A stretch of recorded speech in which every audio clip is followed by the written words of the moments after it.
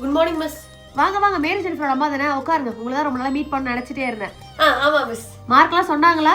எல்லாமே ரொம்ப கம்மியாயிடுச்சு போன எக்ஸாமை கம்பேர் பண்ணும்போது. ஒரு 2 சப்ஜெக்ட் மட்டும் கொடுக்கலன்னு சொன்னா மத்தது எல்லாமே காமிச்சிட்டா. லாஸ்ட் இயர் ஸ்கூல் ஜாயின் பண்ணும்போதே சொன்ன செயற்கை சரியில்லை, ஃப்ரெண்ட்ஸை மாத்துன்ட்டு கேட்கல. பட் அப்பெல்லாம் நல்லா தான் படிச்சுட்டு இருந்தா. சரி நல்லா படிக்கிற பொண்ணுன்னு நினைச்சேன்.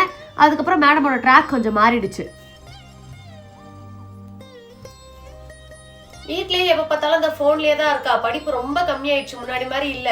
இதே மாதிரி படிச்சுட்டு இருந்தா 10th நல்ல மார்க் வாங்க முடியாது. நாங்க ஸ்கூல்ல கொஞ்சம் தான் பாத்துக்க முடியும். வீட்ல நீங்க தான் கண்டிச்சு வளர்க்கணும். போன்லாம் யூஸ் பண்றாங்கன்னா செக் பண்ணிக்கோங்க அப்பப்போ. சரி மிஸ், நான் வீட்ல பாத்துக்கிறேன். நீங்களும் படிக்கலாம், 2 அடியை போட்டாது படிக்க வச்சிருங்க. 10th மார்க் ரொம்ப முக்கியம் இல்ல. நெக்ஸ்ட் எக்ஸாம் நல்லா பண்றேன் மிஸ். சரி போயிட்டு வாங்க. ரொம்ப தேங்க்ஸ் மிஸ்.